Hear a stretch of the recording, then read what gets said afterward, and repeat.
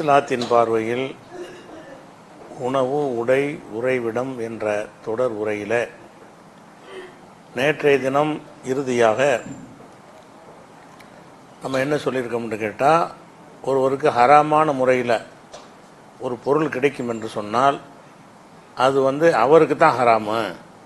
அவர் மற்றவங்களுக்கு ஒரு அன்பளிப்பாக வாரிசு முறையில் ஏதோ ஒரு முறையில் கிடைத்தால் அவருக்கு அது ஹராம் ஆகாது என்பதை மேலோட்டமாக நேற்றைய தினம் பார்த்தோம். இன்றைக்கி அது குறித்த கொஞ்சம் கூடுதல் ஆதாரங்களோடு பார்க்க போகிறோம். முதலாவது என்னென்னு கேட்டால், ஒருவர் வட்டி வாங்குகிறார், தவறான முறையில் சம்பாதிக்கிறார். ஒருவர் தவறான முறையில் சம்பாதிச்சார்னு சொன்னால் அந்த பாவம் அவரை தான் சேரும். இஸ்லாமிய அடிப்படை ஒருவருடைய பாவத்தை இன்னொரு ஆள் சுமக்கவே முடியாது. அப்படி இருக்கும் பொழுது ஒருத்தர் வட்டி வாங்கினார் என்ற குற்றம் செஞ்சுருக்கும் பொழுது அந்த பொருளை நமக்கு தந்தார்னு சொன்னால் நம்மளை அது பாதிக்காது. வட்டி வாங்கினது அவர் தானே குற்றவாளி, நம்ம வட்டி வாங்கலையே, நமக்கு அன்பளிப்பாக கிடைச்சா தான் வாங்கியிருக்கணும். அப்போ இஸ்லாத்தில் பல இடங்களில் வலியுறுத்தப்பட்ட ஒரு விஷயம் என்னன்னு கேட்டால், ஒருவர் செய்த பாவத்துக்கு இன்னொரு ஆள் பங்காளி ஆக மாட்டாங்க. அவர் முறைகேடாக சம்பாதித்தால் அது என்னையே பாதிக்காது, அவர் வட்டி வாங்கினா அது என்னையே பாதிக்காது. அப்போ எந்த ஒரு தகப்பன் செஞ்ச தப்பு கூட மகனை பாதிக்காது, மகன் செஞ்ச தப்பு கூட தகப்பனை பாதிக்காது. மார்க்க விஷயத்தில் அப்படி தான் உலகம் பூரா ஏற்றுக்கொள்ளப்பட்ட விதி அதுதான். உலகத்தில் கூட என்ன செய்ய மாட்டாங்க, ஒரு குற்றம் நடந்து விட்டது என்று சொன்னால் தகப்பன் செஞ்ச குற்றத்துக்கு மகனை பிடிச்சி தண்டிக்க மாட்டாங்க, உலகத்திலையும் கிடையாது. அந்த அடிப்படையில் பார்க்கும் பொழுது தவறான முறையில் ஒருவர் பொருளீட்டினார் என்றால் அதுக்குரிய குற்றம் அவரை சேரும். அதிலேருந்து எனக்கு இப்போ நான் சாப்பிடக்கூடாதுன்னு சொன்னால் எனக்கு அந்த குற்றம் வர்ற மாதிரி இருக்குது. அதனால் முதல் அடிப்படை என்னென்னு கேட்டால், அவருடைய பாவத்தில் நான் எப்படி பங்காளி ஆகுவேன், நான் வட்டி வாங்கலையே. அப்படிங்கிற அடிப்படையில் அவங்க தரக்கூடிய அன்பளிப்புகளை மற்ற பொருள்களை பெற்றுக்கொள்ளலாம் என்பதற்கு இந்த ஒரு அடிப்படையான வசனங்கள் ஆதாரமாக இருக்கிறது.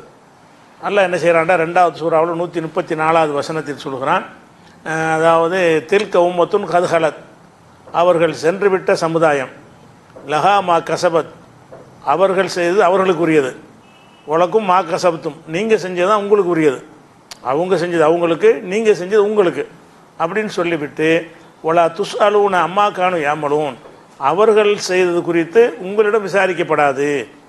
அவங்க செஞ்ச நன்மை அவங்களுக்கு, நீங்கள் செஞ்ச நன்மை உங்களுக்கு. அதாவது அவங்க செஞ்சதை பற்றி உங்கள்கிட்ட எல்லாம் கேள்வி கேட்க மாட்டான். ஒலா துஸ் அலூன அம்மா கானு யாமலூன், அவர்கள் செய்ததை பற்றி அல்லாஹ் உங்களிடத்தில் கேட்க மாட்டான் என்று அல்லாஹ் சொல்வதனால அவன் வட்டி வாங்கினதுக்கு நம்மளை எந்த வகையிலும் நல்லா பிடிக்க மாட்டான். அவனுடைய பொருளை வாங்கி நம்ம சாப்பிட்டோம் என்று சொன்னால் நம்ம வட்டி வாங்கலையே, நம்ம நல்லா பிடிக்க மாட்டான் என்பதற்கு இது ஒரு பேசிக்கான ஒரு ஆதாரமாக வைத்துக்கொள்ளலாம். அதே மாதிரி ஒருவருடைய சுமையை ஒருவர் சுமக்க மாட்டார் என்று குர்ஆனில் பல வசனம் இருக்கிறது. வலா தஸீரு வாஸிரத்துன் விஸர உஹ்ரா, ஒருவருடைய சுமையை இன்னொருவர் சுமக்க முடியாது. அது உலகத்திலையும் சுமக்க முடியாது, உலகத்திலேயா சமயத்தில் சுமந்துக்கிறலாம். சில அப்பனுடைய கடனை புள்ள கொடுன்னு கூட சொல்லிடுவாங்க. ஆனால் ஆகிரத்து விஷயத்தில் என்ன செய்ய முடியாது, ஒருத்தருடைய சுமையை இன்னொருத்தர் சுமக்கவே முடியாது. இது 6:164 வசனத்திலையும் 17:15 வசனத்திலையும் 35:18 வசனத்திலையும் 39:7 வசனத்திலையும் 53:38-39 வசனங்கள்லையும் இது எல்லாமே என்ன இருக்குன்னு கேட்டால், ஒருவர் சுமையை ஒருவர் சுமக்க மாட்டார் என்ற கருத்தை சொல்லுகிற வசனங்களாக இருக்கின்றன. அப்போ இந்த பேசிக்கை வச்சுக்கிட்டு நம்ம என்ன செய்யணும்னு கேட்டால், ஒருவருக்கு ஹராமானால் நமக்கு ஏன் ஹராமாகுது, அவருக்கு ஹராம் வட்டியினால், எனக்கு வட்டி அடிப்படையில் வரலைங்கிறத நம்ம சொல்லலாம். இது பொதுவான ஒரு விஷயம். பொதுவாக இல்லாமல் குறிப்பாக சில சட்டங்கள் மார்க்கத்தில் இருக்குது, அதிலேருந்து நீங்கள் இதை விளங்கலாம். இஸ்லாத்தில் ஜக்காத் என்கிற ஒரு கடமை இருப்பதை நம்ம எல்லோரும் வழங்கி வச்சுருக்கிறோம். இந்த ஜக்காத் என்பது எந்த ஒரு அறிஞர்கிட்ட வேண்டாலும் போய் கேளுங்க, 72 கூட்டத்திலையும் கேளுங்க. ஜக்காத் என்பது அவனுடைய ஹலாலான வருமானம் இருக்கான்னு கேட்டு வசூல் பண்ணணுமா, அவன் எவனாக இருந்தாலும் வசூல் பண்ணிட்டு வரணுமா? ஜக்காத் என்பது வசூல் பண்ண ஆள் அனுப்புகிறோம், ஹலாலான ஹராம்னு சொல்லிட்டு தப்பிச்சுக்கிறோம். அவன் நம்ம ஹராமாக இருக்கு போயிட்டு வாங்கன்றான், ஒருத்தரும் கொடுக்க மாட்டான். அப்போ ஜக்காத் வசூலிக்கிறவன் அந்த பணத்தை அரசாங்கத்தை வசூலித்து எல்லாரும் கொடுக்குறாங்க. வசூலிக்க போகிறவர்கள் பல மாதிரி ஆட்கள் இருப்பாங்க, களவெடுத்தவன் இருப்பான், கள்ளச்சாரம் காய்ச்சனவன் இருப்பான். பல ரசூல்லா காலத்தில் இல்லாட்டாலும் இந்த காலத்தில் இருப்பான்ல.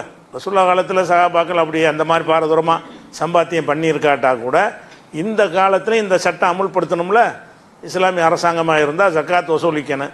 அரசாங்கமே இல்லாட்டா கூட நம்ம தனிப்பட்டு கூட வசூல் பண்ணி ஒரு குழுவாக கூட போய் கேட்க போகிறோம். அப்போ நம்ம கேட்குறது அவங்க வருமானம் இருக்கானெல்லாம் கொடுங்க, நீங்கள் ஹலாலாக இருந்தால் மட்டும்தான் உங்கள்கிட்ட வாங்குவோம், ஹலால் இல்லாட்டி வாங்க மாட்டோம்னு சொல்லணும்னு யாராவது ஃபத்வா கொடுத்துருக்குறாங்களா? எல்லாத்தையும் ஜக்காத்து வசூல் பண்ணலாம், வசூல் பண்ணணுங்கிறாங்க. பண்ணினா தான் அந்த வறுமை ஒழிய முடியும். அப்போ ஜக்காத்தை கடமையாக்குறான். 9:103 வசனத்தில் அல்லாஹ் சொல்கிறான், ஹுதுமின் அம்வாலிஹிம் சதகா, அவங்களுடைய செல்வங்களிலிருந்து ஜக்காத்தை வசூலிப்பீராக. இது அல்லாஹ்வுடைய ஒரு கட்டளை.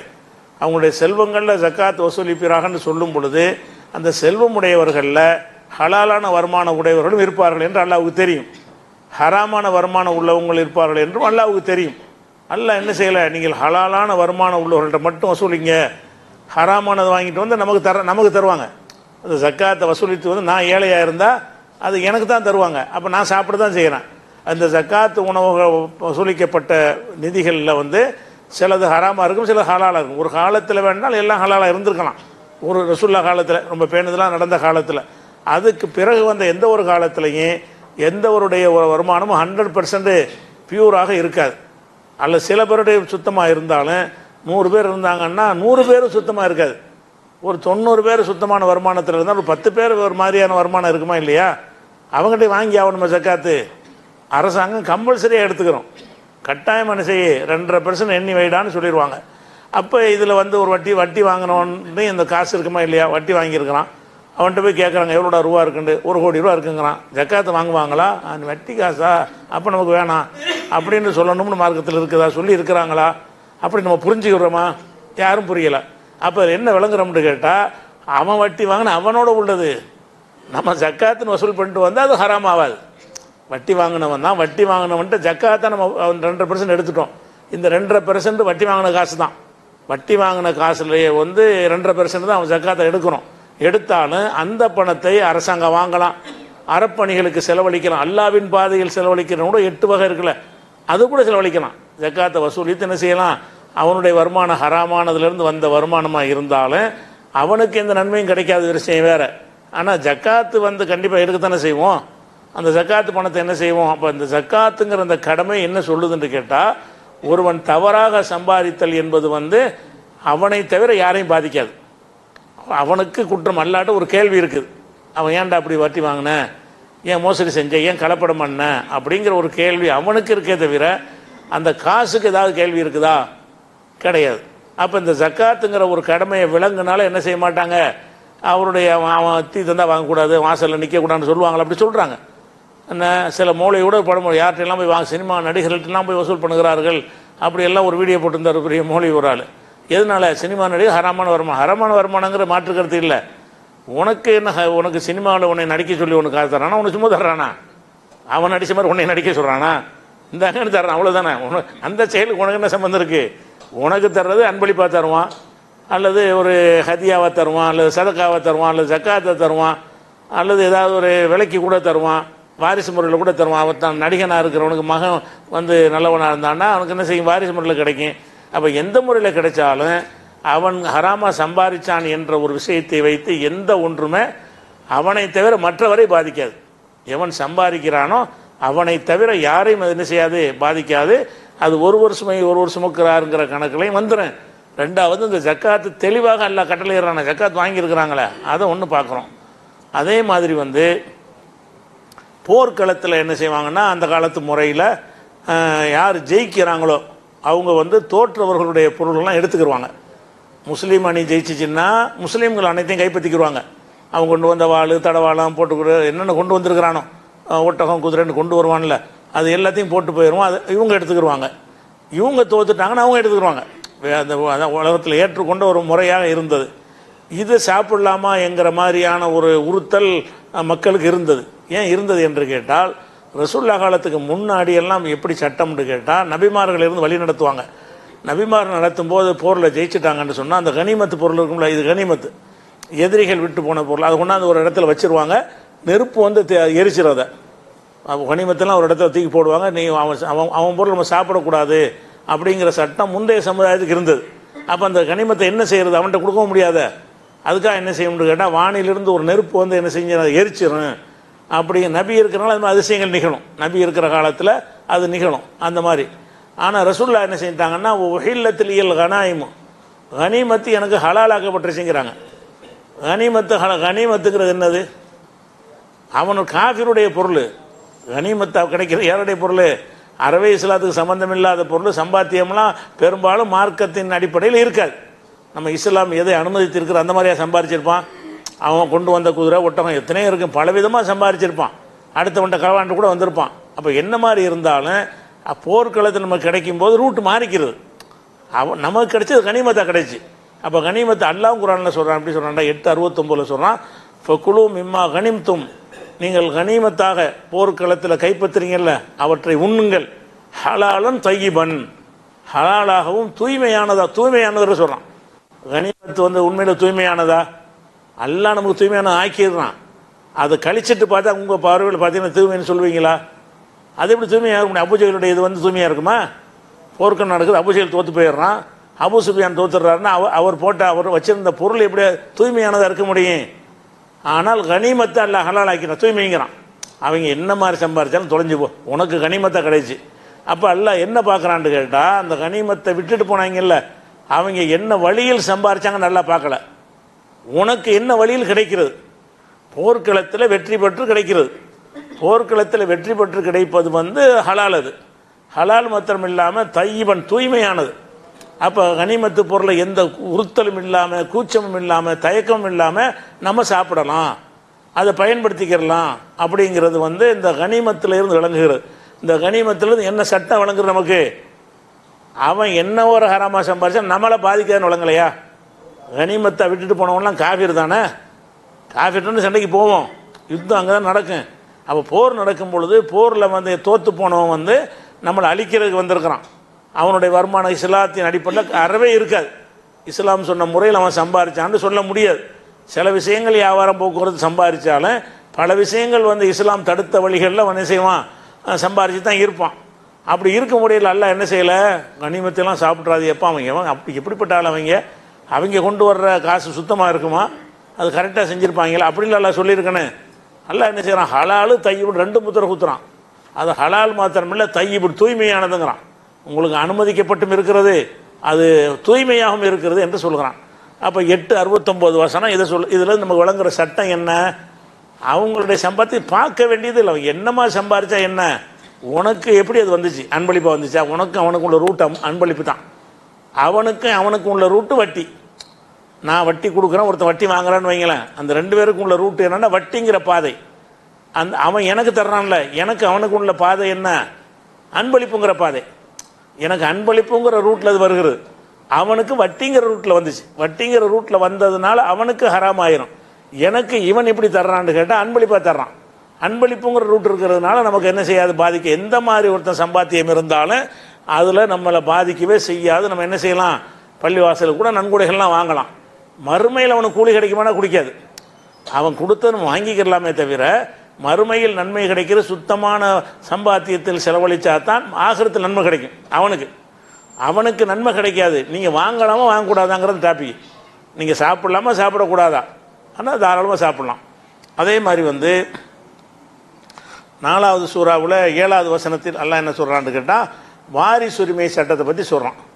வாரிசுரிமை சட்டத்தை சொல்லும்போது என்ன செய்கிறான்னு கேட்டால், ஆண்களாக இருந்தாலும் பெண்களாக இருந்தாலும் பெற்றோர்கள் உறவினர்கள் விட்டு சென்ற சொத்துக்களில் உங்களுக்கு உரிமை உண்டு. லிர்ரிஜாலி நசீபுன் மிம்மா தரக்கல் வாலிதானி உல் அக்ரபூன. உறவினர்களும் பெற்றோர்களும் விட்டு சென்ற சொத்துக்களில் ஆண்களுக்கும் பங்கு உண்டு. ஒலின் நிசாய் நசீபுன், அதே மாதிரி பெண்களுக்கும் பங்கு உண்டு. மிம்மா தரக்கல் வாலிதானி உல் அக்ரபூன, உறவினர்களும் பெற்றோர்களும் விட்டு சென்ற சொத்துக்களில் பெண்களுக்கும் பங்கு இருக்கிறது. மிம்மா கல்ல மின்ஹு அவ் கசர, அது ரொம்ப இருந்தாலும் சரி கொஞ்சமாக இருந்தாலும் சரி பங்கு இருக்கிறது. இந்த பங்கு நசீபன் மஃப்ரூலா, கட்டாயமாக கொடுக்கப்பட வேண்டிய பங்கு அப்படின்னு எல்லாம் சொல்கிறான். அப்போ இந்த வாரிசு உரிமை சொல்லும் பொழுது ஒருத்தனுடைய சொத்துக்கு வாரிசு ஆகும்போது அந்த சொத்தில் ஹலாலும் இருக்கலாம், ஹராமும் இருக்கலாம்ல. அதை பார்க்கணும்னு மார்க்கத்தில் இருக்குமாக இருந்தால், அல்லாஹ்வுடைய அந்த எண்ணம் அந்த நோக்கம் அதுவாக இருக்கும் என்று சொன்னால், உங்கள் பெற்றோர்கள் விட்டு சென்ற ஹலாலானவற்றில் அப்படின்னு சொல்லியிருக்கலாம்ல. உங்கள் பெற்றோர்கள் விட்டு சென்றவற்றில் ஹலாலாக இருக்கும்ல, அதில் பார்த்து நீங்கள் எடுத்துக்கிறங்க. ஹலால் இல்லாத விட்டு போனான்னா நீங்கள் வாங்காதீங்கன்னு சொல்லணும்ல. இங்கே எதை விட்டு சென்றாலும் போய் அல்லாஹ் என்ன சொல்கிறான்? மிம்மா தரக்கல் வாலிதானி உல் அக்ரபூன், பெற்றோர்களும் உறவினர்களும் எதை விட்டு சென்றாலும் சரி அதில் உங்களுக்கு பங்கு இருக்கிறது. அப்போ அவங்களுடைய பெற்றோர்கள், நம்ம பெற்றோர்கள் கரெக்டாக தான் சம்பாரிச்சுப்பா சொல்ல முடியுமா? ரெண்டு விதமாக இருப்பாங்க. பெற்றோர்கள் வந்து நல்ல விதமாக சம்பாரித்தவங்க இருப்பாங்க, கெட்ட விதமாக சம்பாரித்தவங்களும் இருப்பாங்க. அவன் பிள்ளைக்கும் வாரிசு உரிமை இருக்குது.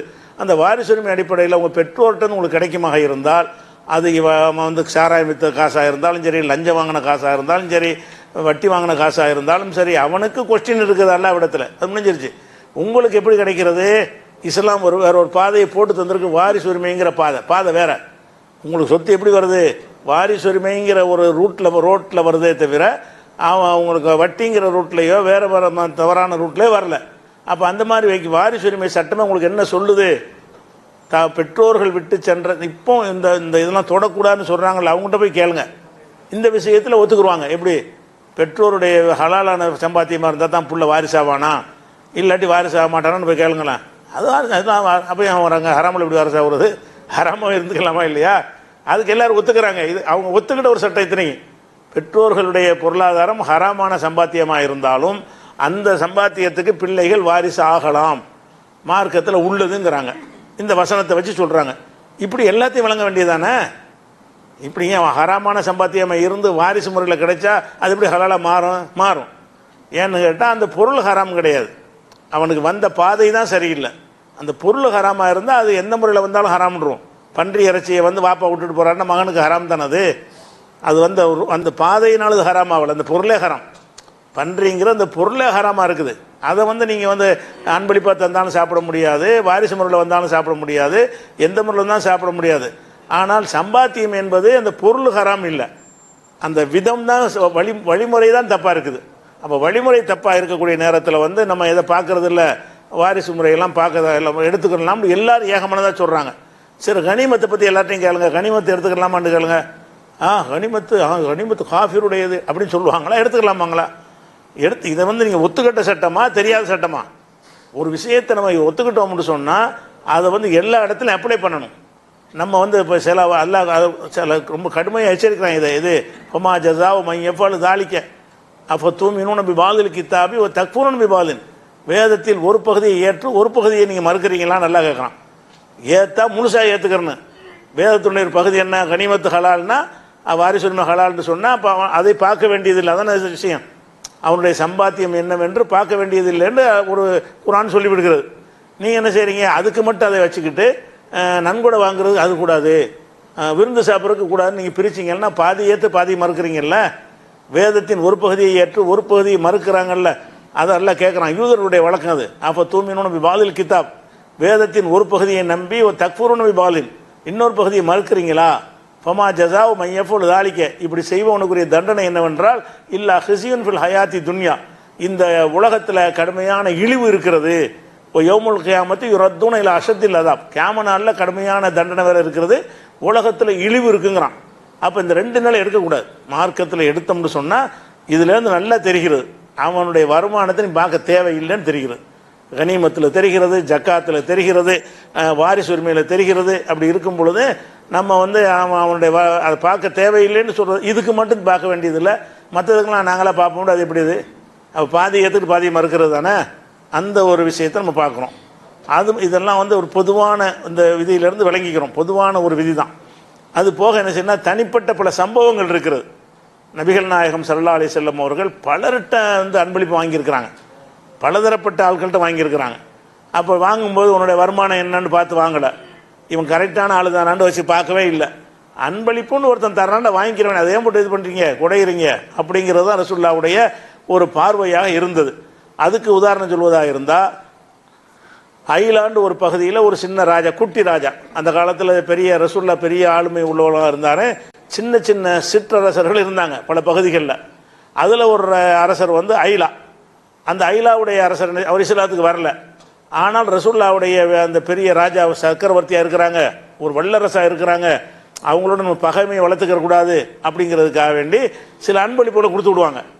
நாங்கள் உங்களை எதிர்க்கலை, உங்களுக்கு நாங்கள் எதிரி இல்லை அப்படின்னு காட்டுவதற்காக என்ன செய்வாங்கன்னு கேட்டால், அண்டை நாட்டில் உள்ள சின்ன சின்ன ராஜாக்கள் வந்து ரசூலுல்லாஹ் பெரிய ராஜாக்கள், ரசூலுல்லாஹ்க்கு மட்டும் இல்லை பெரிய அரசர்களுக்கு வந்து அவங்க ஊர்லேருந்து ஏதாவது பொருள்கள் அன்பளிப்புகள் காணிக்கைகளை கொடுத்து அனுப்புவாங்க. அந்த வழிமுறை பிரகாரம் ரசூலுல்லாஹ்வுக்கு என்ன செய்கிறாருன்னு கேட்டால், அந்த ஐலாங்கிற பகுதியுடைய ராஜா அஹ்தா மலிக்கு ஐலாவுடைய பகுதியுடைய ராஜா வந்து கொடுத்து விட்டார். பகலத்தன் பைலா, வெள்ளை கோவேறு கழுதையை அன்பளிப்பாக ரசூல்லா கொடுக்குறார். கோவேறு கழுதையில் அந்த வெள்ளையாக இருந்தால் அது கொஞ்சம் மதிப்பு மிக்கது. கோவேறு கழுதை வெள்ளை கலராக, குதிரை தான் வெள்ளையாக இருக்கும். கோவேறு கழுதைங்கிறது சாம்பல் பூசின கலராக தான் பெரும்பாலும் இருக்கும்.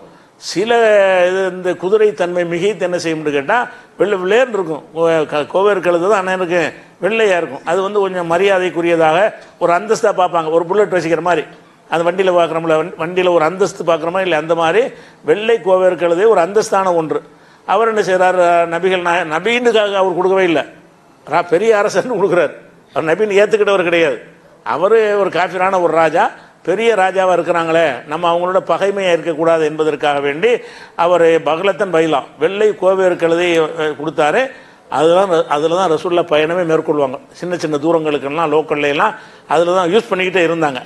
அதே மாதிரி வந்து கசாஹு புர்தன், ஒரு போர்வையை பொன்னாடை போத்துறாங்கன்னு சொல்கிறாங்களே, அந்த மாதிரி ரசூல்லா சந்தித்து ஒரு போர்வையை போத்திட்டு போகிறார். போர்வை போத்துறதுலாம் தப்பு கிடையாது, தேவைக்கு போத்துறது. இவங்க வந்து சடங்காக போத்துறாங்க பொன்னாடைன்னு. ஒரு தேவை, அந்த போர்வை வந்து யூஸ் ஆகும், உங்களுக்கு ஒரு ஆடையாக பயன்படும். இவங்க பொன்னாடைன்னு வாங்கி எனக்கு தூக்கி கொடுத்துருவாங்க, வாங்கிட்டு என்ன செய்வாங்க, அது ஒரு போத்த கூட விட மாட்டாங்க, அது ஒரு சடங்குக்கு செய்கிறாங்க. அந்த மாதிரி இல்லாமல் நெசமாக அவருக்கு என்ன செஞ்சார், ஒரு போர்வை அவர் அணிவித்தார். அப்போ இந்த போர்வையும் இந்த கோவேறு கழுதை நீ கொடுக்குறியப்பா, உன்னுடைய வருமானம் என்ன, இந்த காசு உனக்கு எப்படி வந்துச்சு, நீ எல்லாம் ஒழுங்கான முறையில் சம்பாதிச்ச காசா அல்லது மக்களை கடைக்கு கசக்கி பிழிந்து கடுமையான வரி போட்டு நீ சம்பாதிச்ச காசான்லாம் கேட்கலாம்ல. வாய்ப்பு இருக்கா இல்லையா, அவனுடைய சம்பாத்தியத்தில் வந்து தப்பான வருமானம் இருக்க வாய்ப்பு இருக்குது. அப்போ சந்தேகம் வர்றதுனால அப்போ உங்கள்கிட்டலாம் வாங்க முடியாதுப்பான்னு சொல்லிட வேண்டியானே, உங்கள்கிட்டலாம் வாங்க முடியாது, நீங்கள் தந்த அன்பளிப்புலாம் நாங்கள் ஏற்றுக்க முடியாது, எடுத்துகிட்டு போங்க அப்படின்னு சொல்லலாமா இல்லையா. வாங்கிட்டாங்க. அது கொடுத்தோம். ரசூலுல்லாஹ் என்ன செஞ்சாங்க, அதை வாங்கி கொண்டார்கள் என்ற ஒரு செய்தியை புகாரில் 3161 ஹதீஸில் இருக்குது. அப்போ இது எதை காட்டுது என்று கேட்டால், அவருக்கு எந்த மாதிரி அந்த வருமானம் வந்துச்சுன்னு பார்க்க தேவையில்லை. ஒரு காஃபிராக இருந்தாலும் சரிதான், அவருடைய வருமானம் வந்து இஸ்லாமிய முறைப்படி ஹலாலானதாக இருக்காது என்று இருந்தாலும் சரிதான், அவர் நமக்கு ஹதியாவை கொடுக்குறாரு. அகுதாங்கிற வார்த்தை தான் வருது, ஹதியா. ஹதியாவை கொடுக்கும் பொழுது என்ன செய்யலாம், தாராளமாக வாங்கிக்கலாம். அவருடைய வருமானம் என்னன்னு நம்ம பார்க்க வேண்டியது இல்லை.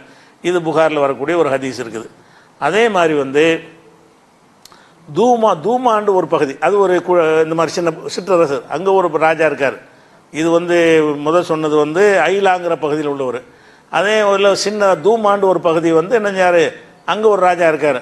அவர் என்ன செய்கிறாருன்னா, ரசூல் ஸல்லல்லாஹு அலைஹி வஸல்லம் அவர்களுக்கு வந்து அவருடைய பேர் உகைதிர் என்பவர் வந்து தூமாங்கிற பகுதியுடைய ராஜாவாக இருக்கிறார். ராஜானா குட்டி ராஜாவாக இருக்கிறார். அவர் என்ன செய்கிறாருன்னா, அஹ்தா இலன் நபி ஸல்லல்லாஹு அலைஹி வஸல்லம் சௌப ஹரீரின், ரசூல் ஸல்லல்லாஹு அலைஹி வஸல்லம் அவர்களுக்கு ஒரு பட்டு ஆடையை அன்பளிப்பாக கொடுத்து விட்றாரு. பட்டு ஆடைங்கிறது வந்து அந்த இப்போ பட்டு ஆடை எங்கே கடையில் போய் எடுத்துருவீங்க, பட்டு ஆடையில் ரொம்ப ரேர், கிடைக்காது. ரொம்ப பெரிய வசதி உள்ளவங்கள்ட்ட தான் அது இருக்குமே தவிர, அப்படி வந்து பட்டு போட்டு வளர்த்து அப்படி தொழில்முறை ஆக்கி வச்சுருக்கிறாங்கல்ல, அப்படி கிடையாது அந்த காலத்தில். பட்டு ஆடைன்னா ரொம்ப ஒரு மரியாதைக்குரியதாக இருக்கும். அப்போ என்ன செய்கிறாங்கன்னா, ரசூலுல்லாஹ்வுக்கு அந்த பட்டு ஆடையை கொடுத்து விட்றாரு. இந்த பட்டு ஆடையை கூட ஒரு மார்க்கெட் காரணம் சொல்லி கூட மறுத்தல. இந்த ஆம்பளைங்கெல்லாம் பட்டு கூட எடுத்துகிட்டு போப்பான்னு கூட சொல்லலாம். ஆம்பளைக்கு பட்டு ஹராம் தானே, ரசூலுல்லாஹ்வுக்கு தானே கொடுத்து விட்றாரு. பட்டாடை கொடுத்து விட்றாரு. யார் கொடுத்து விட்றா, காஃபிரான மன்னர் கொடுத்து விட்றாரு. அந்த பட்டாடையோ அதை வாங்கின காசோ ஹலாலான காசாகவும் இருக்கலாம், ஹராமான காசாகவும் இருக்கலாம். அந்த பட்டாடைக்கு பட்டாடையோ அல்லது பட்டாயத்துக்கு காசை கொடுத்து வாங்கியிருப்பார்ல, அது எவன்கிட்ட தட்டி பறிச்சதோ தெரியல, அப்படி இருக்கலாம்ல. அப்படி இருந்தால் கூட ரசூலுல்லாஹ் என்ன செய்யலை, தந்தாலும் வாங்கிக்கிட்டாங்க. வாங்கிட்டு நினச்சாங்கன்னா ஃபத்தாஹு அலிகிட்ட கொடுத்துட்றாங்க. அந்த பட்டாடையை கொடுத்துட்டு ஷக்கிஹு ஹும்ரம் பைனல் ஃபவாத்திமி, பொம்பளை பிள்ளைகளுக்கு இதை முக்காடா பிச்சு முக்காடா கொடுத்துருன்றாங்க.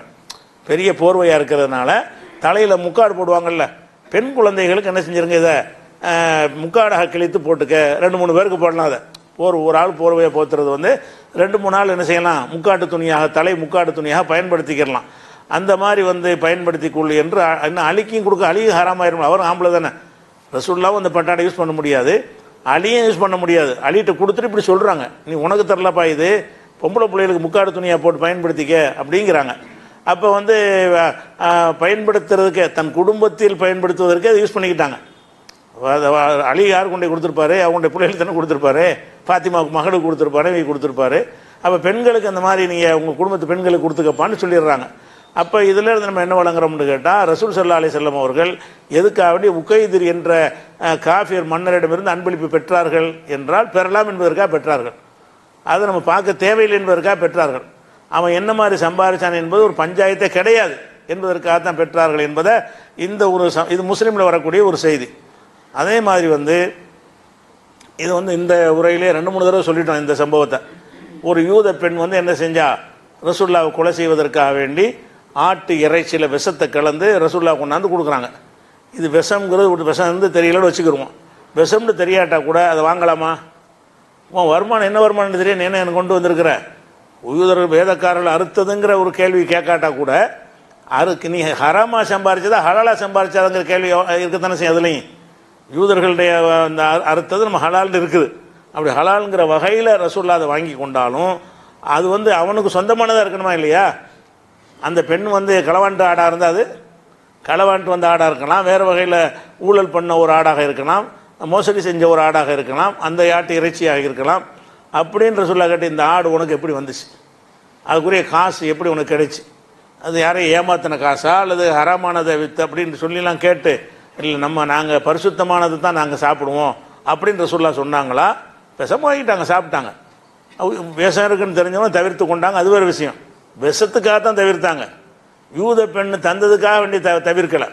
விஷம்னு தெரிஞ்ச பிறகு என்ன செய்கிறாங்க, அதை தவிர்த்து கொண்டார்கள் வருது. இது புகாரில் 2617வது ஹதீஸில் இருக்கிறது. அப்போ இதில் நம்ம என்ன வழங்குறோம் என்று கேட்டால், இப்போ அந்த ஒருத்தவங்க கொடுக்குறாங்கன்னு சொன்னால் கண்டிப்பாக இன்னும் சொல்லப்போனால் யூதர்களுடைய வருமானம் என்ன, பொதுவாகவே வட்டி தான். அன்னைக்கும் சரி இன்றைக்கும் சரி உலகத்தையெல்லாம் வட்டி வச்சு தான் என்ன செய்கிறாங்க, ஆட்டி படைச்சிக்கிட்டு இருக்கிறாங்க. உலக வங்கி அவங்க கையில் தான் இருக்குது. அமெரிக்காவை ஆட்டி படைக்கிறது வட்டி வச்சு தான், காசை கொடுத்து நினைஞ்சிருக்காங்க, விலைக்கு வாங்கி வச்சுருக்கிறாங்க. எல்லா பொருளாதாரமும் வளமும் அவங்க கையில் தான் இருக்குது. அப்போ அந்த காலத்தில் அப்படி தான் இருந்தாங்க. அந்த காலத்தில் யூதர்கள் இருந்தது அதனாலே வாக்களிக்கும் ரிபா, ஒரு வட்டியை திங்கிறதுனால சபிக்கப்பட்டார்கள் நல்லா சொல்லி காட்டுறான். தாவூத் நபியுடைய நாவின் மூலமாக அவங்க சபிக்கப்பட்டாங்க. எதனால் சபிக்கப்பட்டாங்கன்னா வாக்களிக்கும் ரிபா, வட்டியை சாப்பிட. இந்த சமுதாயமே வட்டி தான், தொழில்னால வட்டி தான். மகனுக்கு கடன் கொடுத்தாலும் வட்டி போட்டு தான் வாங்குவாங்க. ஒரு மகனுக்கு காசு கொடுத்தா வட்டியை போட்டு கொடுக்குற, 10,000 வாங்கினீங்க வட்டியோட சேர்த்து கொடுங்க, 10,000 மட்டும் ஏன் கொடுக்குற என்று பெத்த பிள்ளையை கொடுத்த காசுலாம் என்ன செய்யுமா, வட்டி போட்டு வாங்கக்கூடிய ஒரு சமுதாயம் அந்த யூத சமுதாயம். அப்போ அந்த வட்டியை தொழிலாக வைத்து சம்பாதிக்க ஒரு பெண் இறைச்சியை கொடுக்குறாங்க. அம்மாடி வட்டி கூட்டமா, நம்மள்கிட்ட கொண்டாந்து தராதுன்னு சொல்லியிருக்கணுமா இல்லையா? இந்த விஷத்தை தெரியாது, நல்ல இறைச்சின்னு வச்சுக்கிடுவோம். அப்போ ரசூல் நினைஞ்சிருக்கானே, இதை நீங்கள் கொண்டு வந்து தரக்கூடாது, நீங்கள்லாம் வட்டி சம்பாதிக்கிற ஆளுக்க, உங்கள்கிட்ட நாங்கள் வாங்கி சாப்பிட மாட்டோம்னு சொன்னாங்களா? அப்போ வட்டியில் டைரெக்டாக உள்ள ஆள்கிட்ட வாங்கி சாப்பிட்ருக்குறாங்களே, அது விஷத்தினால தானே தவிர்த்துக்கிட்டாங்க. அப்படிங்கிற இந்த விஷயம் எங்கே இருக்குன்னா புகாரில் 2600 நிறைய இடத்துல இருக்குது, 2617வது ஹதீஸில் இருக்குது. அப்போ இதெல்லாம் எதை காட்டுது என்று கேட்டால், ஒருவருக்கு வரக்கூடிய வருவாய் தவறான முறையில் வந்த வருவாயாக இருந்தால் அது பற்றி நம்ம எந்த ஒரு உறுத்தலுமே நமக்கு தேவையில்லை. நமக்கு அவர் தரான்னு வாங்கிக்கலாம், பேசாமல் என்ன செய்யலாம். எந்த ஒரு மார்க்கத்துறை அல்லாவுடைய பயந்து நடுங்க வேண்டிய விஷயம்லாம் கிடையாது. அவன் அனுமதிச்சதுக்கு நம்ம போட்டு நடுங்கன்னு, அல்லாஹ் அனுமதிச்சு இருக்கும்போது அவன் ஏன் கேள்வி கேட்க போகிறான்? அல்லாஹ் கேள்வி கேட்கலாம், நமக்கு என்னது பயம் வரணும்? சும்மா எந்த உறுத்தலும் இல்லாமல் என்ன செய்யலாம், அதை சாப்பிட்டு கொள்ளலாம், ஒன்றும் பிரச்சனையுமே கிடையாது. அதே மாதிரி என்ன செய்கிறாங்கன்னா, இன்னும் சொல்ல போனால் ஒரு ஒரு அடிப்படை ரசூலுல்லாஹ் விலைக்கு சொல்கிறாங்க. எப்படி சொல்கிறாங்கன்னு கேட்டால், ரசூலுல்லாவுக்கு ஜக்காத்து ஹராம் நம்ம விளங்கி வச்சுருக்கிறோம். ரசூலுல்லாவும் ரசூலுல்லாஹ்வுடைய குடும்பத்தார்களும் ஜக்காத்தையும் சாப்பிடக்கூடாது, சதக்காவையும் சாப்பிடக்கூடாது, கட்டாய கடமையாக இருக்கக்கூடிய தர்மத்தையும் சாப்பிடக்கூடாது, உபரியாக நம்ம கொடுக்குற தர்மத்துக்கு பேர் சதக்கா, அதையும் சாப்பிடக்கூடாது, ஹராம் என்று ரசூலுல்லாஹ்வே சொல்லியிருக்கிறாங்க. ஒரு பேரிச்சம்பழத்தை எடுத்து ஹசன் வாயில் போடும்போது அது வாயில் கையை விட்டு என்ன செய்வாங்க, விரலை விட்டு எடுத்து போட்டு துப்ப சொல்லிவிட்டு, நம்ம சதக்கா சாப்பிடக்கூடாது உனக்கு தெரியாதான் பாருங்க, அம்மா அலிம்த அண்ணாலா நகுலு சதக்கா, நம்ம சதக்கா சாப்பிடக்கூடாது உனக்கு தெரியாதா? நபியுடைய குடும்பத்தார்கள் அப்படிங்கிற அளவில் இந்த ஜக்காத்து சதக்கான்னா தூரமாகிடுவாங்க, தொட்டவே மாட்டாங்க. சாப்பிடக்கூடாதுன்னு ஹராம்னு அர்த்தம், சாப்பிடக்கூடாதுன்னு அர்த்தம், அவங்களுக்கு மட்டும் அது ஹராம். அந்த பொருள் ஹலாலாக இருக்கும். சதக்கா ஆடை மாடை எதையோ கொடுத்தாங்கன்னு சொன்னால் அந்த ஆடு ஹலால் தான். சதக்காங்கிற வழிமுறை தப்பாக இருக்கிறதுனால ரசூலுல்லாவுக்கு சதக்காவை கொடுக்கக்கூடாது. சதக்காங்கிற வழிமுறை தப்பாக இருக்கிறதுனால என்னவாகுது, ரசூலுல்லாவுக்கு மட்டும் தான் ஹராம் ஆகுது, மற்றவங்களுக்குலாம் ஹலாலாக தான் ஆகும். இந்த சதக்கான்னு சொல்லி யாருக்காவது கொடுத்தாங்கன்னா வாங்கிக்கிறலாம். ரசூலுல்லாவுக்கு சதக்கான்னு கொடுத்தா ரசூலுல்லாஹ் வாங்கக்கூடாது. அடுத்தவர்கள் பிச்சை போடுற அளவில் ஒரு இறை தூதர் இருக்கக்கூடாதுங்கிற காரணத்துக்காக வேண்டி அவங்க தனக்குத்தானே நினைச்சிட்டாங்க, அதை ஹராம் ஆக்கிட்டாங்க. அந்த மாதிரி இருந்த இந்த நிலை நம்ம எல்லாருக்குமே தெரியும். இப்படி இருக்கும் என்ன ஆகுதுன்னு கேட்டால், ஆயிஷா நாய்கிட்ட பரீரான்னு ஒரு அடிமை இருந்தாங்க, ஒரு பொம்பளை அடிமை. அந்த பரீரா அடிமையாக இருந்தாலும் என்ன செய்வாங்கன்னா, அவங்கள எல்லோரும் தெரிஞ்சிருப்பா. ஆயிஷா நாய் வீட்டில் இருக்கிறதுனால அவங்கள நிறைய அறிஞ்சவங்களாக இருப்பாங்க. சில ஆளுக்கு ஏதாவது ஆடு கிட்ட அறுத்தாங்கன்னு சொன்னால் பரீராவுக்கு ஒரு பங்கு கொடுத்துடுவாங்க. பரீரா கொஞ்சம் கொடுங்க, தெரிஞ்ச அடிமைகளாக இருந்தால் கொடுப்போம்ல. தெரிஞ்ச ஒரு அடிமையாக இருந்தனால என்ன செய்வாங்கன்னா அவங்களுக்கு அந்த இறைச்சி கொஞ்சம் கொடுத்து விடுவாங்க. யாருக்கு? பரீராவுக்கு. அப்போ பரீரா அதை சாப்பிடுவாங்க. சில நேரத்தில் என்ன செய்வாங்கன்னா ஒரு தடவை வந்து ரசூலுல்லாவுக்கு அவங்க ஒன்றாந்து தர்றாங்க. யார்? பரீரா வந்து அவங்களுக்கு கிடைத்த அந்த இறைச்சியை ரசூலுல்லாவுடைய வீட்டில் வந்து கொடுக்குறாங்க. அப்போ கொடுத்தவொன்னு என்ன செய்கிறாங்கன்னு கேட்டால் அப்படி எப்படி வந்துன்னா சுத்திக்க பிஹி அலா பரீரா, பரீராவுக்கு தர்மமாக கிடைத்த இறைச்சியை, அந்த அந்த இறைச்சி எப்படி வந்துச்சுன்னு சொன்னால் தர்மம்னு சொல்லி கொடுத்துருக்குறாங்க. அதை கொண்டாந்து அது இறைச்சியை கொண்டாந்து கொடுத்துட்டாங்க. அப்போ ரசூலுல்லாஹ் என்ன செய்கிறாங்கன்னா அதை கேட்டுட்டு சாப்பிட்றாங்க. சில பேர் சுட்டிலாம் காட்டுவாங்க, அது பரீராவுக்கு சதக்கா வந்தது, உங்களுக்கு சதக்கா ஹராம் ஆச்சுன்னா சுட்டி காட்டுவாங்க. அப்போ ரசூலுல்லாஹ் என்ன பதில் சொல்லுவாங்கன்னு கேட்டால் ஹுவ அலைஹா சதக்கா வலனா ஹதியா, அது அந்த பெண்ணுக்கு வந்தது சதக்கா வந்துச்சு, அந்த பெண்ணு எனக்கு தந்தது சதக்காவை தரல. நான் வந்து அவங்களுக்கு நான் எஜமானனாக இருக்கிறேன். சதக்கான கீழே உள்ள ஆளுக்கு மேலே உள்ள ஆள் கொடுப்பாங்க, அவங்க எனக்கு அன்புல கொண்டாந்து தர்றாங்க. கீழே உள்ள ஆள் மேலே உள்ள ஆள் கொடுத்தாங்கன்னா ஒரு ஏழை வந்து பணக்காரனுக்கு ஏதாவது 100 ரூபா கொடுத்தான்னு வைங்களேன், அது தர்மமா? அது ஒரு ஏழையாக இருக்கிறவன் ஒரு கோடீஸ்வரனுக்கு போய் ஒரு டீ வாங்கி கொடுக்குறான், இது தர்மமா? இது முகப்பத், ஒரு அன்பின் அடையாளமாக கொடுப்பான். அப்போ ரசூல் ஸல்லல்லாஹு அலைஹி வஸல்லத்துடைய மனைவிட்டு தான் இவங்க அடிமையாக இருக்கிறாங்க. பொருளாதாரத்தில் அவங்க கீழே இருக்கிறாங்க. பொருளாதாரத்துலையும் சமூக அந்தஸ்தில் அடிமைங்கிறது கொஞ்சம் கீழே தானே, சமூக அந்தஸ்துலையும் கீழே இருக்கிறாங்க. அப்படிப்பட்ட ஒரு நிலையில் இருக்கிறவங்களுக்கு சதக்கா வந்து ஹலாலாக இருந்திருக்குது. அவங்க ரசூலுல்லாஹ் கொண்டாந்து கொடுத்தது தர்மமாக இருக்குமா? நம்மளை விட மேலான ஆளுக்கு தர்மத்தை கொடுப்போம் இல்லை. அவங்க என்னவா கொடுக்குறாங்க? ரசூலுல்லாஹ்வுடைய முகபத். நம்ம சாப்பிட நம்ம ஏதாவது கொடுக்கணும் ரசூலுல்லாஹ்வுக்கு, ரசூலுல்லாஹ்வுடைய முகபத்தை பெறணும் என்பதற்காக வேண்டி அவங்களுக்கு தர்மமாக கிடைத்த பொருளை கொண்டு வந்து ரசூலுல்லாஹ் கொடுத்துட்றாங்க. இப்போ இதில் குழப்பம் வருது, இதை சதக்கான்னு எடுத்துக்கொள்வதா ஹதியான்னு எடுத்துக்கொள்வதா? ஏன்னா அந்த அந்த அம்மாவுக்கு சதக்கா, அந்த அம்மா ரசூலுல்லாஹ் கொடுத்தது ஹதியா. அந்த ஒரு இறைச்சியை 2 பேரில் இப்போ நிற்கிது. இப்போ அப்போ ரசூலுல்லாஹ் என்ன செய்கிறாங்கன்னு கேட்டால் ஹுவ அலைஹா சதக்கா, அது அவருக்கு தான் சதக்கா, வலனா ஹதியா, எனக்கு ஹதியா. நீ எனக்கு சதக்காவை கொடுத்த, நீ வாங்கினது சதக்காவாக இருந்தாலும் எனக்கு கொண்டாந்து நீ தந்தது எப்படி அன்பளிப்பாக கொடுத்துருக்கிறாய். அப்போ இதில் என்னென்னு கேட்டால் அது ரூட்டு மாறுதுன்னா மாறுது பாருங்கள், சட்டம் மாறுது பாருங்கள். எந்த வழியில் கிடைக்குன்னு பார்க்கணும். அதே இறைச்சி தான், அதே இறைச்சி சதக்காண்டு ரசூலுல்லாஹ்வுக்கு கொடுத்துருந்தாங்கன்னா ஹராமாக போயிருக்கும்.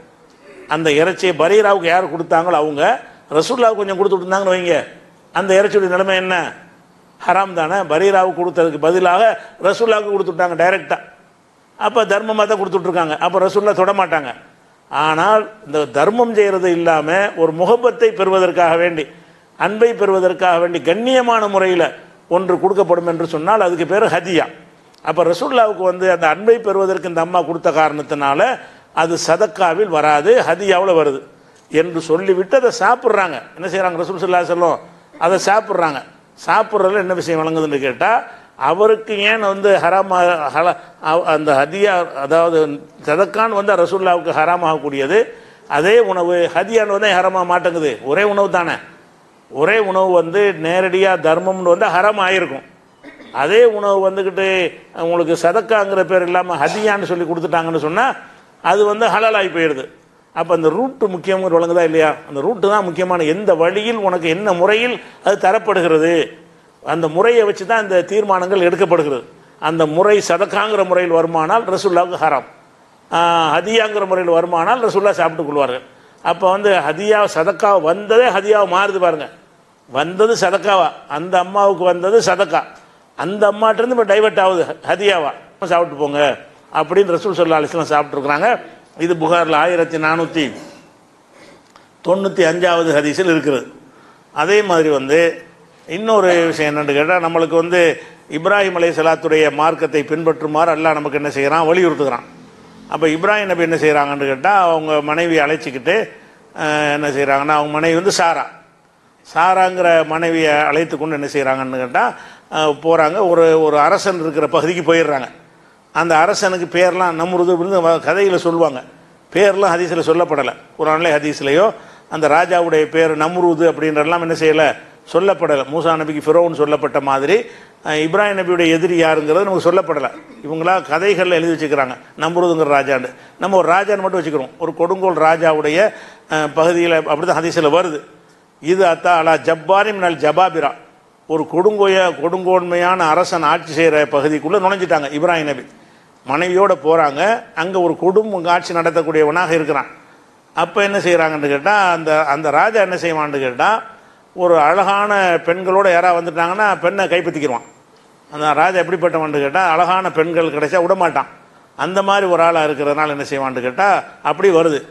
அப்போ அவன்கிட்ட போய் ராஜாட்ட சொல்கிறாங்க, இந்த ஒரு ஆள் வந்திருக்காரு, வெளியூரில் முசாவர் வந்திருக்கிறாரு, அவர் மனைவியோடு வந்திருக்கிறாரு, மனைவி நல்ல அழகியாக இருக்கிறாங்க, இந்த சாரா நல்ல அழகாக இருப்பாங்க போல இருக்கு, அவங்க நல்ல அழகியாக இருக்கிறாங்க அப்படின்னு அவன்கிட்ட போட்டு கொடுத்துட்றாங்க. இந்த சாராவை கைப்பற்றிருக்கா என்ன செய்கிறான்னு கேட்டால், அவன் பிளான் பண்ணி வர சொல்லி என்ன செய்கிறான், அதில் ஒரு மீன் அகசனின் நாசி, ரொம்ப அழகான அந்த பெண்ணோடு அவர் வந்திருக்கிறாரு அப்படின்ற உடனே என்ன செய்கிறாங்கன்னு கேட்டால், அப்போ கூப்பிட விட்டு விசாரிக்கிறான். அவன் என்ன செய்வான்னு கேட்டால், அந்த பெண்ணுடைய கணவர்னு சொல்லிட்டாங்கன்னு வைங்க, கணவரை வச்சா காலி பண்ணி அவன் முதல்ல காலி பண்ணிடுவானா. கணவர்னு சொன்னால் என்ன செஞ்சிருவான், அந்த கூப்பிட்டு விசாரிக்கும் பொழுது, என்னப்பா நீங்கள் 2 பேர் வந்திருக்கீங்க, நீ யார், இந்த பொண்ணு யாருன்னு கேட்பான். அந்த பொண்ணு யாருன்னு கேட்கும்போது மனைவின்னு மாத்திரம் சொன்னார்னு வைங்க, மனைவின்னு ஒருத்தன் உரிமை கொண்டாட இருந்தால் நமக்கு இடைஞ்சலாக இருந்துகிட்டே இருக்கேன், அவனை முதல்ல காலி பண்ணணும்னு என்ன செய்வான் அந்த ராஜா, அந்த கணவரை கொன்றுருவான். அப்போ என்ன செய்கிறாங்கன்னா, இப்ராஹிம் நபி என்ன செய்கிறாங்கன்னு கேட்டால், அந்த கூப்பிட்டவங்க கேட்கும்போது மண் ஹாதி இது யாருன்னு கேட்கும்போது உகுத்தி என் சகோதரின்றார்.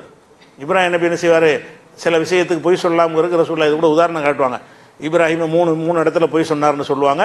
ஒரு நன்மையை நம்மளை உயிரை காப்பாற்றி கொள்வதற்காக வேண்டி அந்த இது தெரிஞ்சுக்கிட்டே சொன்னது தான் அது. அப்போ இப்ராஹிம் நபி என்ன செய்வாங்கன்னு கேட்டால், உகுத்தி என்னுடைய சகோதரின்னு சொல்லிடுவாங்க. ராஜா முதல்ல இவர் கூப்பிட்டு விசாரிக்கிறான், என்னப்பா அவர் யாரோ பொம்பளோட வந்திருக்கேன், அந்த பொம்பளை உனக்கு யாருன்னு கேட்டவுடனே, எங்கள் தங்கச்சி அக்கா ஏதோ சகோதரி 2 அர்த்தம் தான், எங்கள் அக்கா தங்கச்சி ஏதோ சொல்லிவிட்டார்.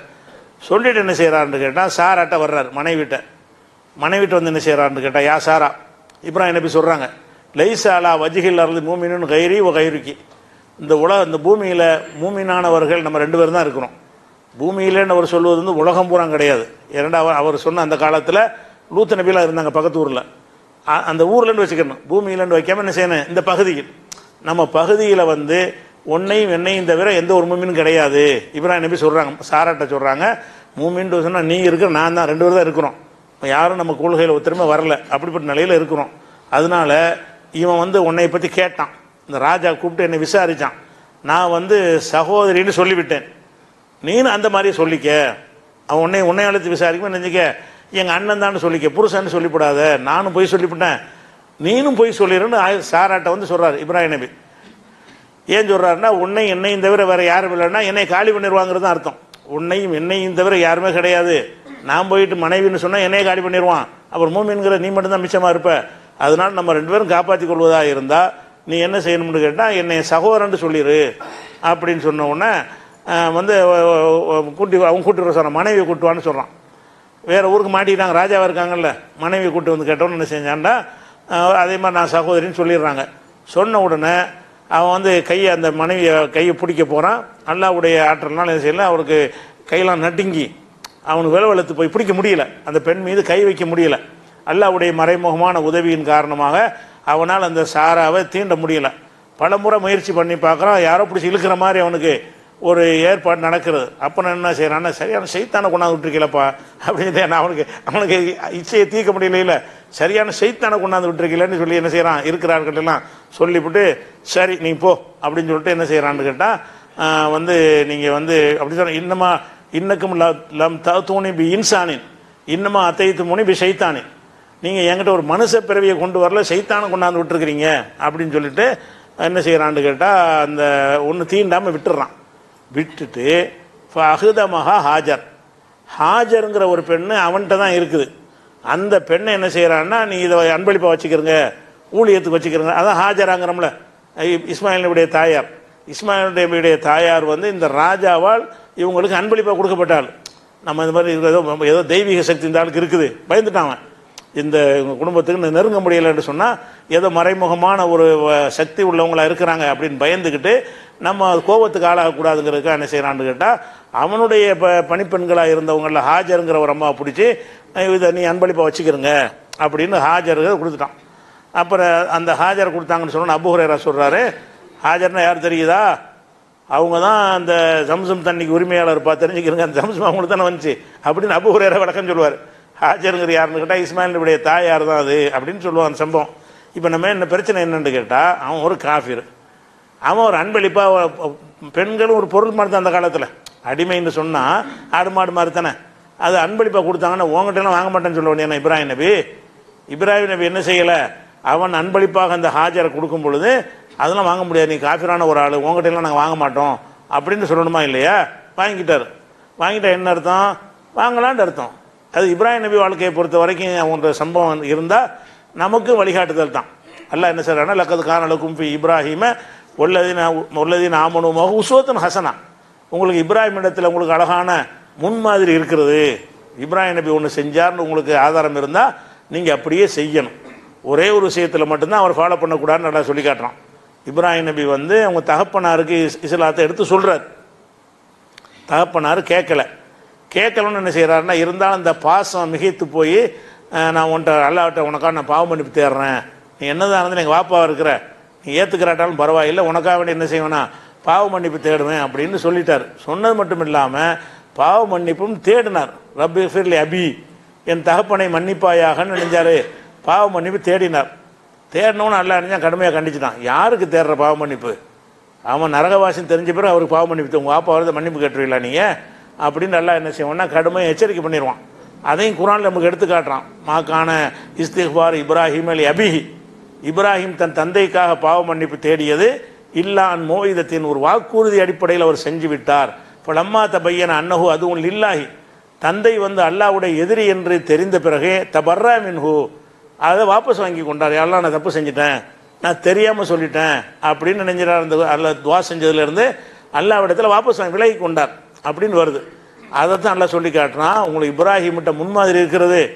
இல்லா கவுல இப்ராஹிம் அலி அபிஹி, தகப்பனார்கிட்ட அவர் சொன்னார்ல உங்க பாவ மன்னிப்பு தேட வேண்டு, அந்த ஒரு விஷயத்தை தவிர மற்றெல்லாம் முன்மாதிரி இருக்கிறது. இப்ராஹிம் நபி வந்து செஞ்ச மாதிரி உங்கள் வாப்பாவுக்கு பாவ மன்னிப்பு செருக்கு வச்சா மன்னிப்பு தேடுறாதீங்க. உங்கள் தகப்பனாரோ உங்கள் உறவினர்களோ செருக்கு வைப்பார்கள் என்று சொன்னால் அவங்களுக்கு பாவ மன்னிப்பு தேடினார் இப்ராஹிம், நானும் தேடுவேன்னு செஞ்சிடாதீங்க.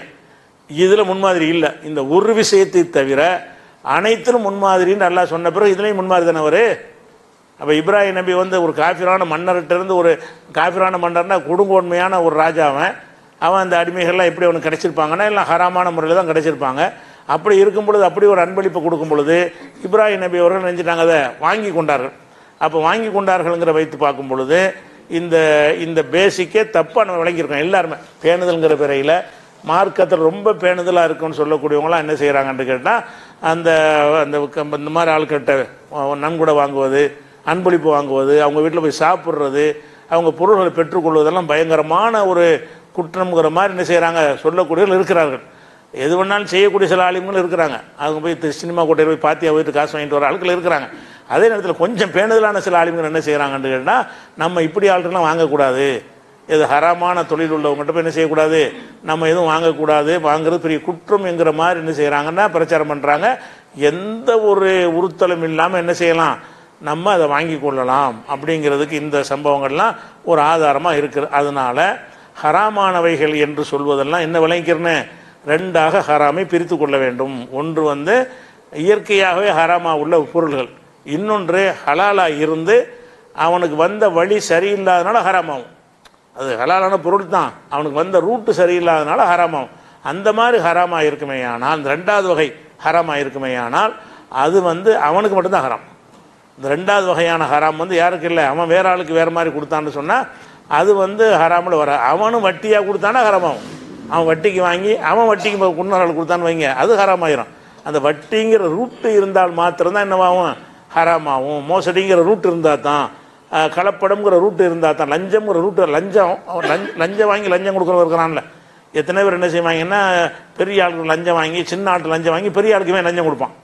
இவன் ஒரு ஆளுக்கு லஞ்சத்தை வாங்கிக்கிடுவான், வாங்கிட்டு அவங்க காரியம் சம்பாதிக்கிறதுக்கு அவரை வேற ஆளுக்கு லஞ்சம் கொடுப்பான். இது ரெண்டுமே ஹராம்.